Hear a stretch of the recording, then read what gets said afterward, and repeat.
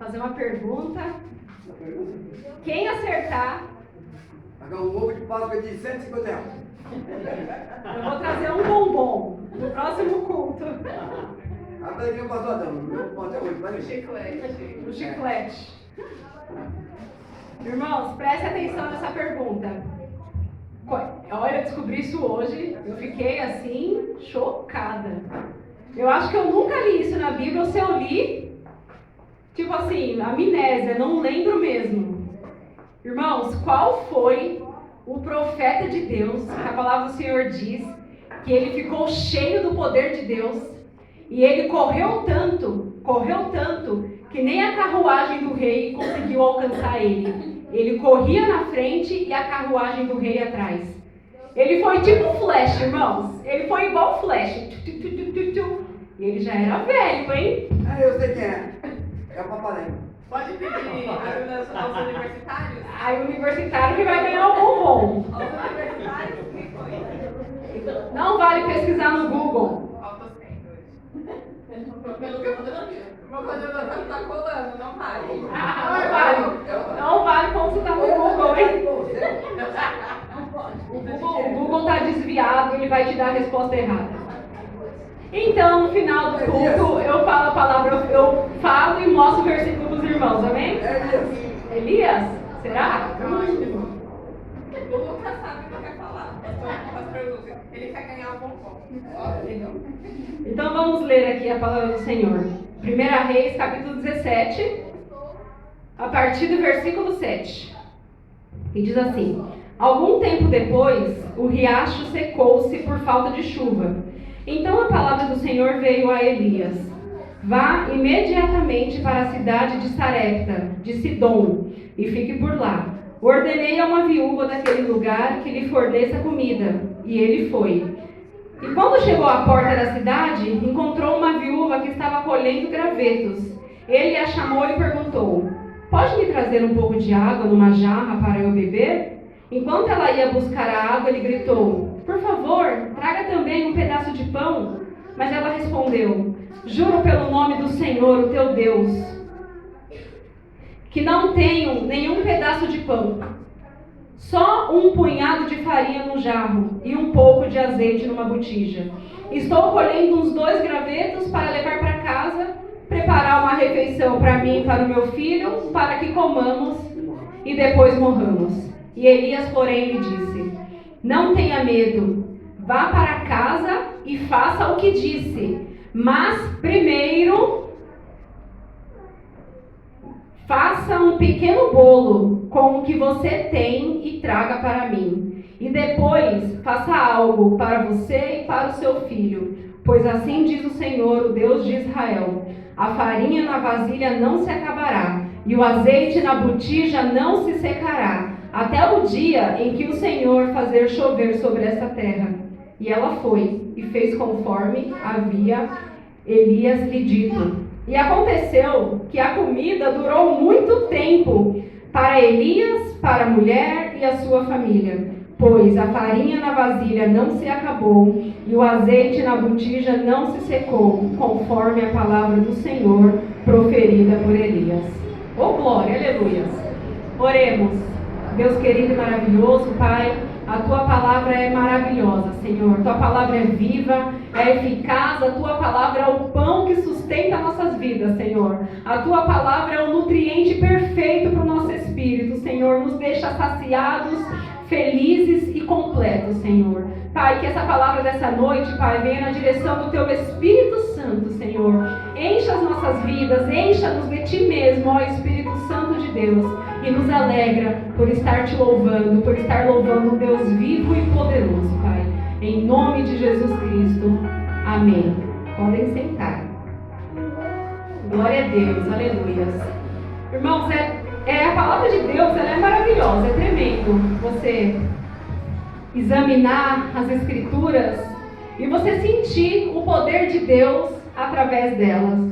A palavra de Deus, ela tem tanta coisa boa para nos ensinar, tem tantos princípios maravilhosos que o Senhor nos ensina sobre você colher exatamente aquilo que você plantar, sobre o dom do serviço, que é um princípio maravilhoso nas Escrituras. E tem algo maravilhoso que a Bíblia nos ensina, que é exatamente você primeiro servir a Deus e as outras coisas serem acrescentadas na sua vida. Ai, como isso é maravilhoso, irmãos. E como isso é difícil. Porque você servir a Deus significa renúncia. Você seguir a Deus significa você negar a sua própria carne. Mas grandes, enormes, imensas são as recompensas daquele que busca primeiramente a Deus, daquele que busca primeiramente fazer a vontade do Senhor. O Senhor, Ele farta a sua vida. O Senhor, Ele te acrescenta. O Senhor, Ele te recompensa. O Senhor, Ele faz brotar do deserto. O Senhor abre porta onde não tem porta. O Senhor abre caminho onde não tem caminho. O Senhor traz à existência aquilo que nunca existiu e aquilo que nunca foi dito, foi falado ou foi descoberto pelo homem. Porque é dessa maneira que o Senhor, Ele trabalha. Irmãos, o Senhor, Ele é o Deus do impossível. O Senhor faz aquilo que você nem imagina. Aquilo que você nunca pensou, nunca imaginou e nunca nem o seu coração tremeu. Aquilo que nunca fez você sentir um frio no estômago. Tudo aquilo que ainda não subiu. Pode abaixar um pouquinho o microfone? Tudo aquilo que não subiu no coração do homem ou que a ciência não tem capacidade de descobrir, meus irmãos, o Senhor, Ele tem poder para fazer. O Senhor, Ele tem poder para agir. Você precisa primeiramente crer no sobrenatural de Deus. Você precisa crer na providência do Senhor. Irmãos, foi ministrado aqui sobre Abraão, sobre Isaac. Irmãos, de que maneira, quando que Abraão ele imaginaria que teria um carneiro preso pelo chifre no arbusto? A palavra do Senhor revela em Hebreus que Abraão ele cria que se ele matasse o seu filho, o Senhor traria ele do mundo dos mortos. Essa era a fé de Abraão, que ele ia fazer o sacrifício, mas que Deus poderia ressuscitar ele. Mas não, o Senhor ele precisava que um animal fosse sacrificado. E Abraão não subiu com animais para o monte, mas tinha lá um cordeirinho quando ele precisou sacrificar o Senhor. Porque quando você renuncia, o Senhor providencia. Irmãos, grave essa frase. Quando você renuncia, o Senhor providencia. Abraão é o primeiro exemplo que eu estou dando aqui. Abraão renunciou ao seu filho, o filho da promessa, mas Deus providenciou o cordeiro no lugar dele. A viúva de Sarepta. Irmãos, ela era de Sidom. Sarepta ficava em Sidom. Eles eram um povo pagão.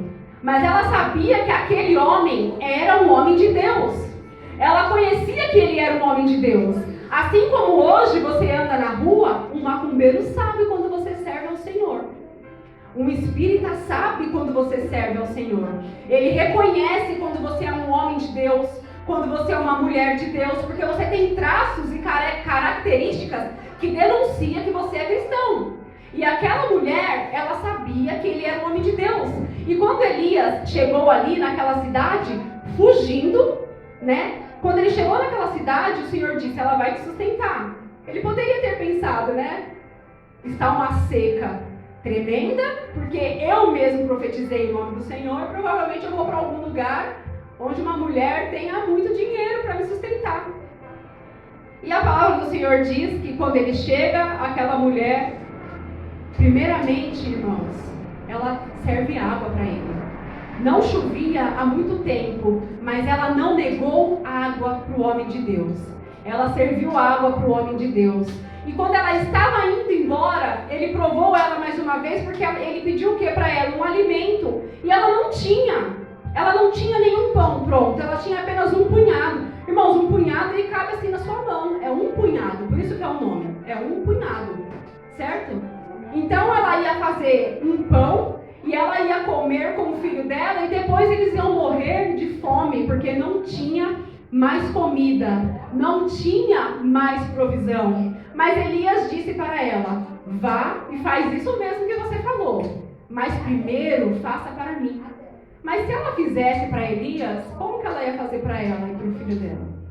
Ele disse, vá e faça para mim e depois faça para você e para o seu filho. Aquela mulher, ela poderia ter hesitado, ela poderia ter murmurado, ela poderia ter reclamado e ter dito: antes o meu filho e depois você. Mas ela não fez. Ela creu porque ela logo viu que ele era um homem de Deus. Ela viu que ele era um homem de Deus. Ela obedeceu a palavra do homem de Deus. E ela foi. E ele disse: vai e faça, porque a farinha não vai acabar e nem o azeite vai secar na tua botija. E ela fez o que o homem de Deus disse porque ela creu na palavra do homem de Deus. Irmãos, crer, essa é a palavra-chave. Porque a gente precisa tomar posse do que é falado na igreja. A gente precisa tomar posse daquilo que Deus, Ele usa os seus ministros para estar falando, e às vezes você duvida. Você não toma posse. Você entra, se emociona com a palavra muitas vezes e sai. Mas o crente emocionado, ele não permanece de pé. Agora o crente que ele é abalado pela palavra de Deus, ele é transformado pela palavra de Deus, ele vive os milagres do Senhor. Porque tem cristão que é desse jeito. É como aquela semente que cai num lugar, que eu não sei qual é o lugar, entre as pedras, entre os espinhos. Ele sente aquela alegria, mas depois ele é sufocado pelas coisas do mundo. Ou seja, você não pode estar na casa de Deus e sentir aquela emoção. Quantas pessoas entram aqui, aceitam Jesus, se reconcilia com Jesus, no calor do culto, na emoção do culto, daqui para fora, você nunca mais viu o irmão na igreja. Nunca mais ele apareceu. Eu conheço 2 pessoas aqui na igreja que veio nesse ministério. Um aceitou Jesus, foi tremendo. Me lembro até hoje, o nome dele era William, amigo da Camila, filho do irmão Arnoldo. Ela trouxe ele aceitou Jesus daqui na igreja. Jovem, que devia ter uns 20 anos. Ele aceitou Jesus no domingo, depois nunca mais ele apareceu em nenhum culto. Recentemente, nosso irmão Geraldo se reconciliou com o Senhor através da vida da irmã Conceição, que foi usada por Deus. Ele se emocionou, saiu daquela porta, ele nunca mais voltou para assistir um culto. O crente emocionado, irmãos, ele não consegue permanecer. Nós temos que criar raízes diante de Deus.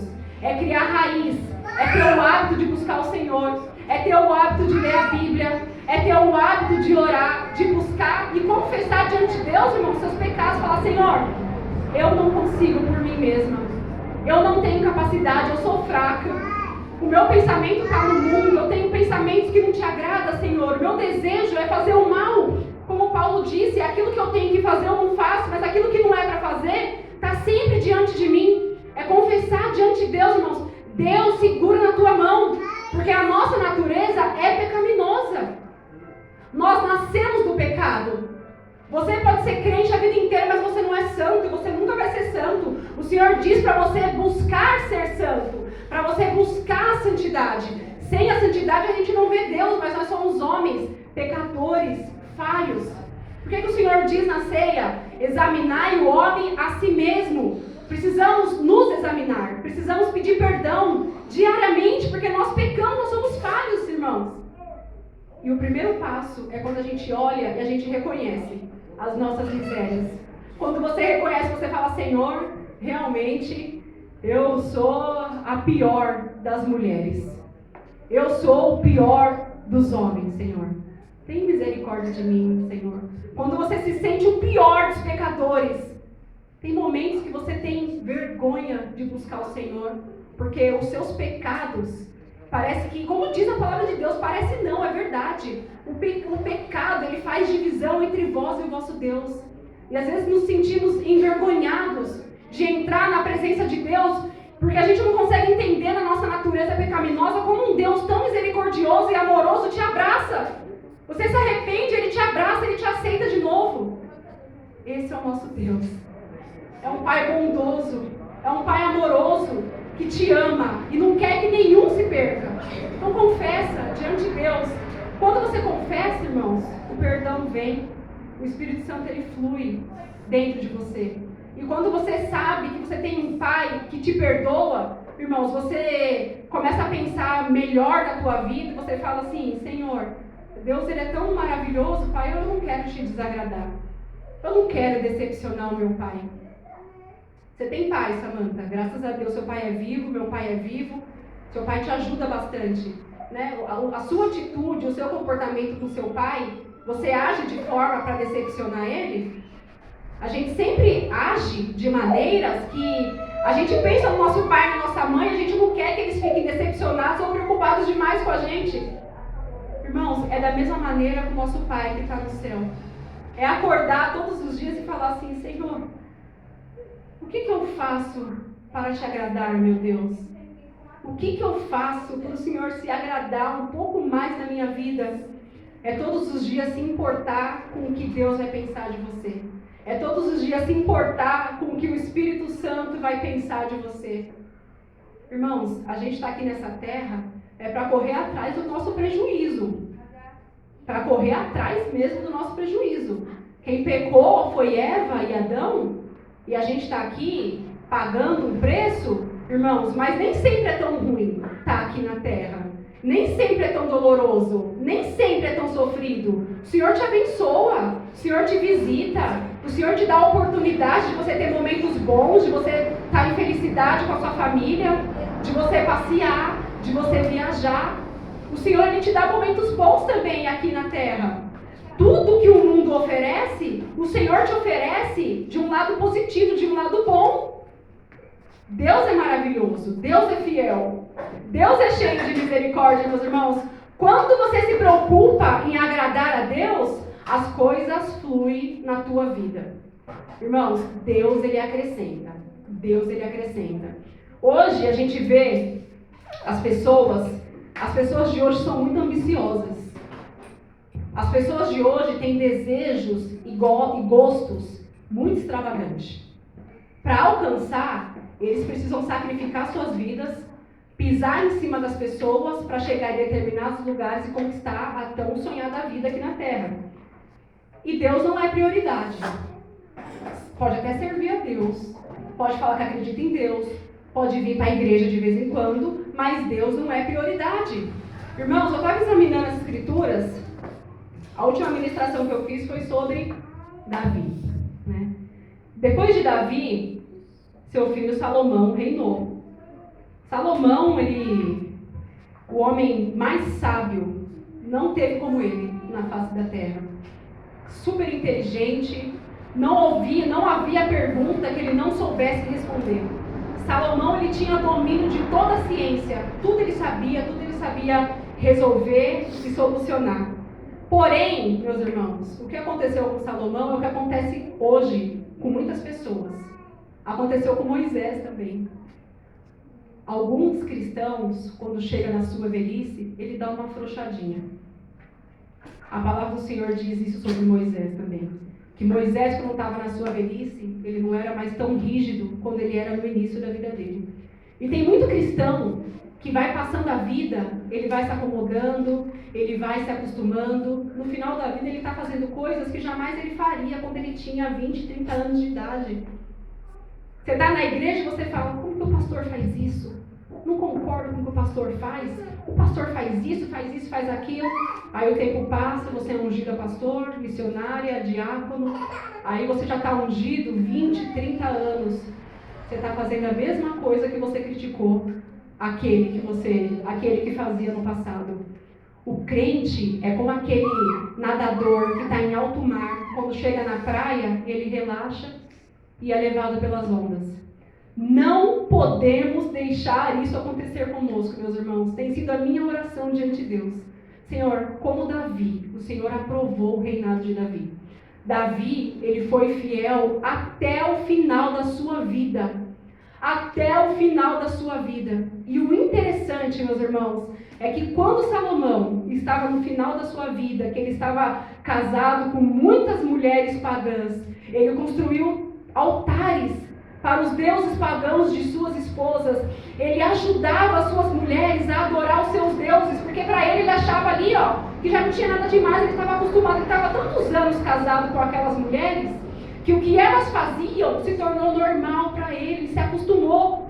O que o Senhor diz? Não vos acostumeis com este mundo, não vos conformeis com este mundo. Salomão, ele se acostumou, porque ele via as mulheres dele adorando, até que não, ele estava lá. E sabe o que a palavra do Senhor diz?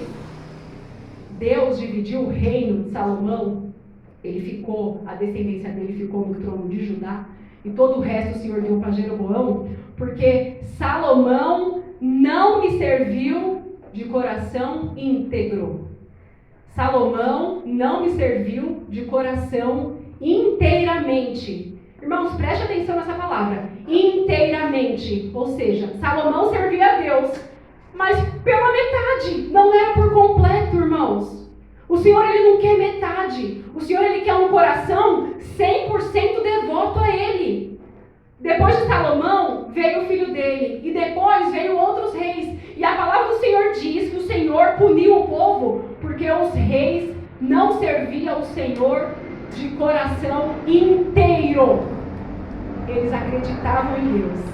Eles serviam a Deus. Mas eles não derrubaram os altares. Eles não castigaram o povo. Eles não queimaram, irmãos, os bosques que eram feitos para adorar outros deuses.